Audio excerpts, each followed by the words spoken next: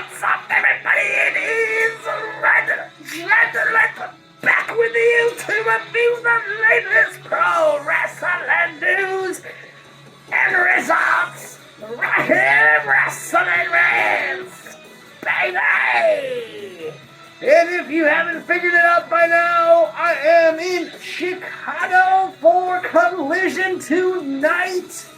Pardon the bad lighting in this room. I didn't bring my lighting package with my camera and stuff, so having to settle for the aesthetics here in Chicago in my hotel room, getting ready for tonight's big show, the Collision Ring of Honor tapings. But before we get there, let's go back to Thursday night and let's talk about IMPACT versus Ring of Honor as part of Versus, the head-to-head battle on Thursday nights with both companies quarter hours head-to-head against each other. We break down who won each quarter hour and who wins the week in the Thursday Night War with IMPACT and Ring of Honor. So let's not waste any more time. Let's get into everything that happened on Thursday. It was a pretty newsworthy shows on both ends. IMPACT had a lot of stuff to start the lead in to Slammiversary. One big particular thing was the heel turn by Nick Aldis on Alex Shelley at the end of the show. I think that will make that dynamic a little bit better for that main event at Slammiversary. I could see Nick Aldis defeating Alex Shelley. We'll see what happens. Also, Scott D'Amore will be wrestling at Slammiversary in a tag match we'll talk about in a moment, involving Bully Ray and a few other athletes from IMPACT. Those are the main takes from IMPACT's week in wrestling. This show, like I said, did not find any spoilers for it, which might explain because there was kind of a low crowd at this show in Columbus. Definitely on TV it was noticeable. Over on Ring of Honor, this was the absolute last taping episode from Orlando in Universal Studios. They are going to be doing away with that now, and they will be taping Ring of Honor each and every week with Collision. I think that's going to make for a much better dynamic for the Ring of Honor brand, and I think the booking will probably improve because you might have a few more hands in the pot, so to speak. There's been a few different talent that have been brought on for creative for both AEW and Ring of Honor.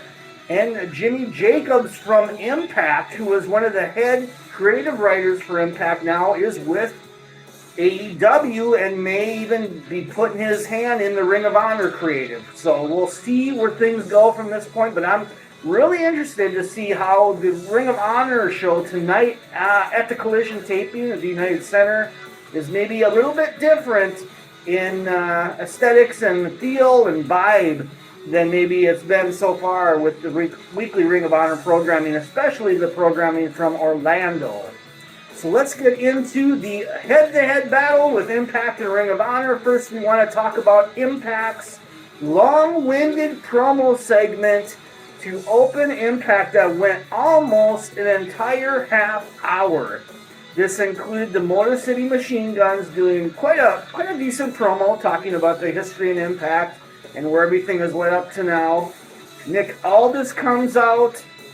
At this point, he was still babyface, putting over the Machine Guns, putting over that he was even mentored by Alex Shelley. So there's an interesting dynamic in here going into Slammiversary for sure.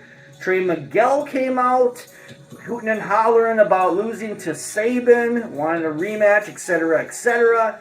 Kenny King came out with Sheldon Jean. He wanted a piece of either Shelley or Sabin.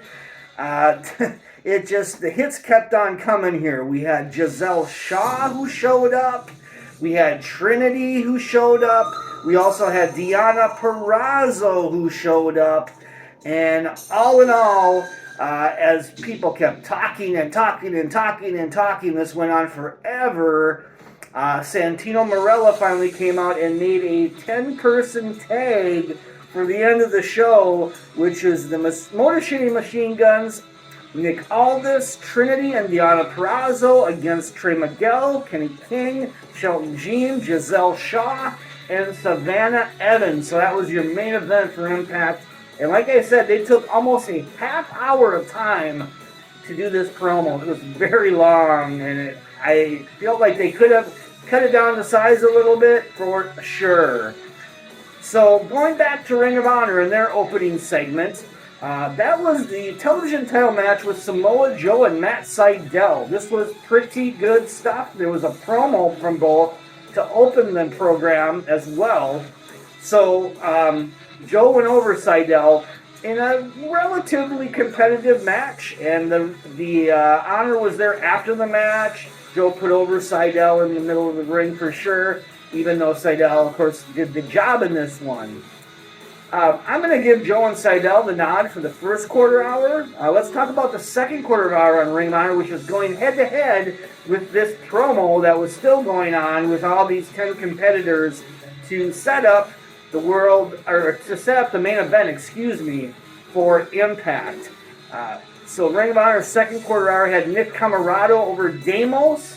So Damos is the boyfriend, significant other of Teal Piper, who also debuted on this episode as well. They're a kind of a unit, and if you've seen the Most Wanted Treasures from WWE on E&E, just this past Sunday, they had an episode focusing on Roddy Piper, and actually Teal Piper and Damos were heavily featured on that episode, so the timing couldn't have been more perfect for them to debut in Ring of Honor, coming right off of that Most Wanted Treasures show. I thought the timing of that was pretty flawless, so good stuff there.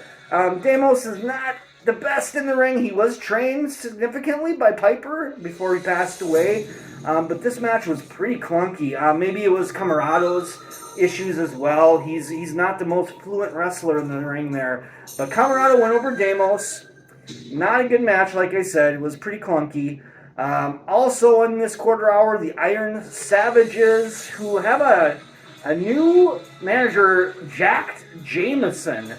Pretty charismatic dude. He did the intros for him and things like that. Made for a little bit more standout for these guys, for the Iron Savages. And they went over Rhett Titus and Tracy Hot Sauce Williams in a pretty convincing match. This was a showcase match for them for sure. I liked what I saw, definitely. So second quarter hour here, like I said, the promo was still going on Impact, that opening promo. There also was a Steve Maclin promo talking about his loss to Shelley, and a design promo where there was heat teased between Alan Angels and Diener. So look for a breakup with those guys pretty soon. I'm going to give Ring of Honor the nod on this one again. This is like in-ring. In the first half hour of Ring of Honor, we had 3 matches. On Impact, we had 0 matches. So significant difference here. I have to give both quarter hours, the first half hour, to Ring of Honor.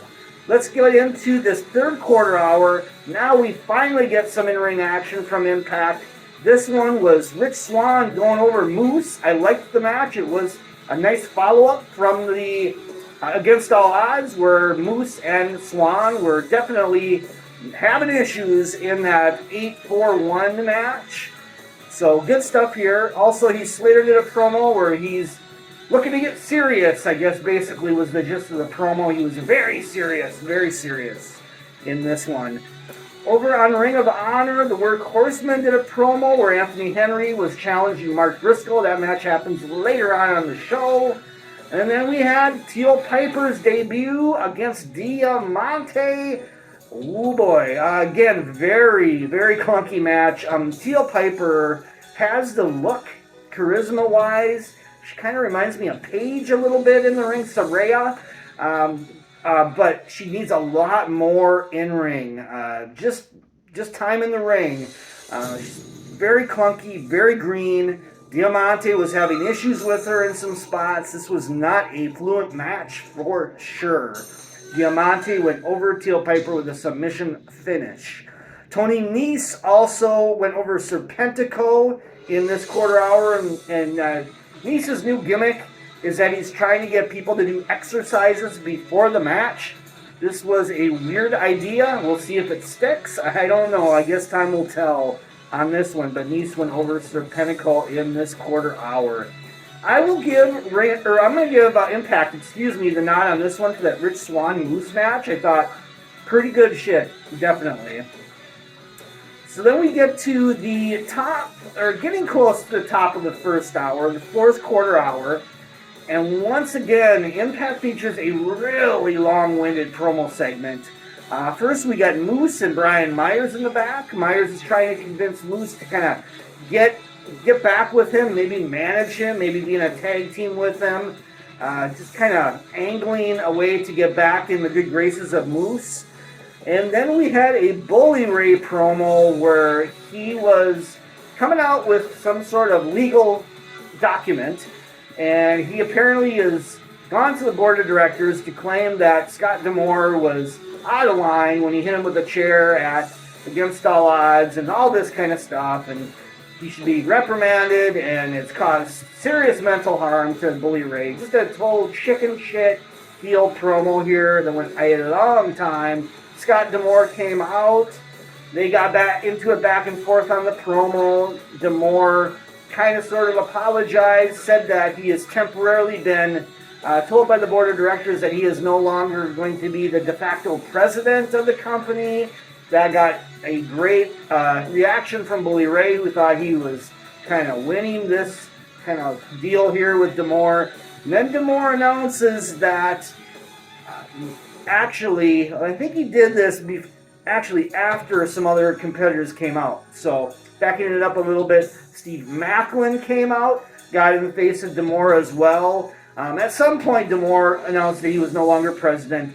Maclin and Bully Ray attacked D'Amore, and then PCO shows up to even the odds. Then after PCO clears out the heels, Maclin and Bully Ray, D'Amore announces at Slammiversary we're going to have a tag match with Bully Ray and Maclin against PCO and Scott D'Amore himself in the ring.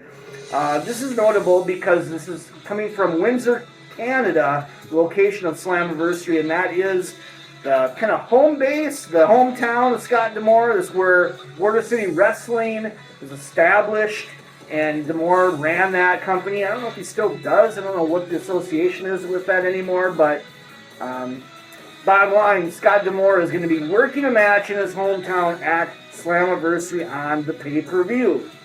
Also, going back to Ring of Honor, because this segment in Impact, this promo segment, actually ran over 2 quarter-hour segments again, similar to that opening promo segment. So going back to Ring of Honor, now we are getting close, like I said, to the end of that first hour. And we had an Athena and Kiera Hogan altercation in the back where they were brawling a little bit. This is some stuff up for later we'll talk about. Miranda Alizé won pretty much a squash over Notorious Mimi. And as well in this quarter hour, The Righteous and Stu Grayson went over Dalton Castle and The Boys. I didn't mind the promo on Impact this time around, at least the first part of it. I will give Impact a nod on this one, because the in-ring on Ring of Honor just didn't really catch me too much. So now we're moving into the second hour, the top quarter hour, the second hour. This promo with D'Amore and Bully Ray is continuing on. It's actually fused more into the angle part of it, where Maclin comes out, Bully Ray and Maclin are attacking D'Amore, and PCO comes out, etc., etc. They set up that tag match. In the back, there also is an altercation where Maclin gets into it with Kazarian, Bully Ray gets in the middle of it, and Eddie Edwards actually saves Kazarian from getting possibly attacked by Maclin and Bully Ray. That sets up a match for next week's Impact with Eddie Edwards and Kazarian against Steve Maclin and Bully Ray. Over on Ring of Honor, then, we have, this is, like I said, the top of the second hour now, a Dark Order promo talking about their thoughts on Stu Grayson, kind of turning on him.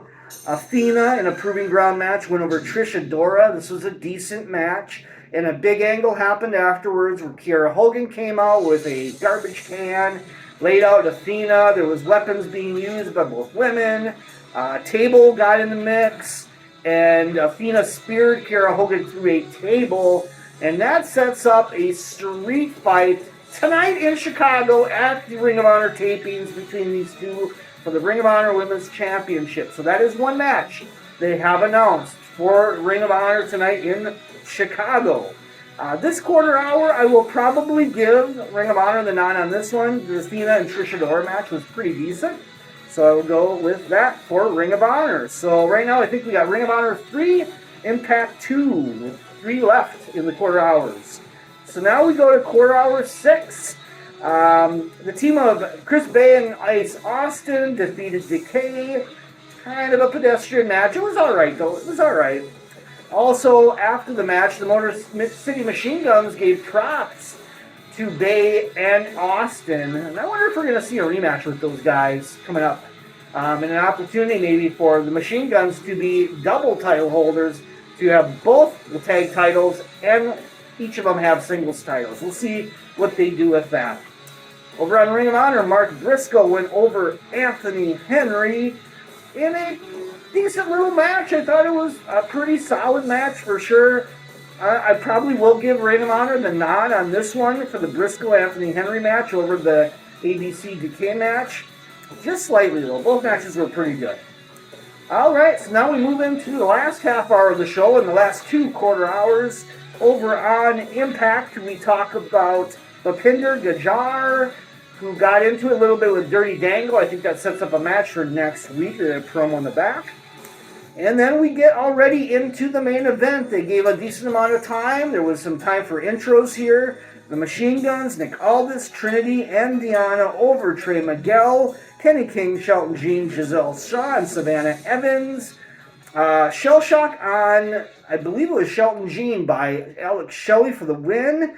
And then, as I said at the end of the show, Nick Aldis actually turned on Alex Shelley in a big move that, like I said, did not see coming fully, but I'm glad they did. I think that'll make the dynamic a little better for that main event at Slammiversary.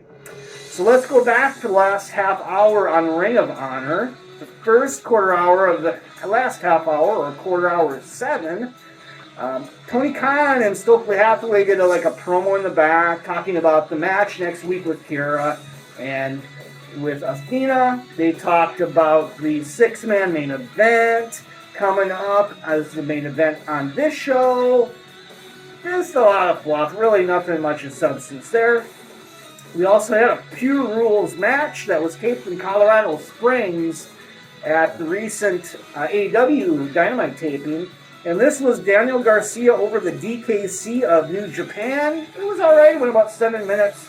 Garcia won with submission on that.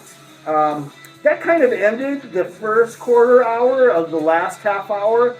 And, I'll probably go... I will go with Ring of Honor for this one, just because over on Impact there really wasn't much happening in that match too much yet. It was introductions and things like that. So I will go with Ring of Honor for that one. So Ring of Honor now is 4. And I think Impact had, was it 1, 2... I think actually we had 5 for Ring of Honor at this point. So going into that last quarter hour, we talked about the main event on Impact that was continuing on and Nick Aldis heel turn. Over on Ring of Honor, we had Sky Blue over Diva Van. This was a match I really wish there would have been more time to. They just started clicking and then the match was over, unfortunately. And then the main event was the Embassy defending the 6-man titles over AR Fox, Action Andretti, and Darius Martin. I didn't have a lot of time on it, unfortunately. It felt rushed, but it was a high pace for sure in the match. I did not like it as much as the 10-man tag on Impact. I'll just put that out there. So I will give Impact the nod on this last quarter hour. So looking back, it looks like Impact had 3 and Ring of Honor had 5. So just slightly this week, Ring of Honor got the edge over Impact. I think ultimately what hurt Impact was the long-winded promo segments. There was a lot of them on this show, and it really affected the in-ring. Made up for a little bit that there was a decent amount of time given to the main event, that 10-person tag. But ultimately, once again, Ring of Honor is strong on the in-ring, and once again, what happened here was the in-ring kind of propelled Ring of Honor to get that edge this week in the head-to-head battle. Okay, everybody, coming up, we got all kinds of content tonight from AEW Collision at the United Center in Chicago. So stay tuned for that. I'll be dropping some clips from Ring of Honor taping, some stuff before the show, after the show, during commercials. What else will happen? You're going to have to come back here and check out all the ranch exclusive content from the AEW tapings tonight, Collision and Ring of Honor. And I'll probably, sometime maybe tomorrow, I will be doing like a wrap-up rant, maybe even tonight, just some quick thoughts on the show. And then when I get back to Minnesota at the Wrestling Rants Control Center, we'll be doing a big, long-winded rant as part of Mega Rant Monday on Ranch Respecting back at my experience tonight with the AEW tapings, Collision and Ring of Honor, right here from the United Center. See you right back here later tonight for Collision, right here, Wrestling Rants, baby!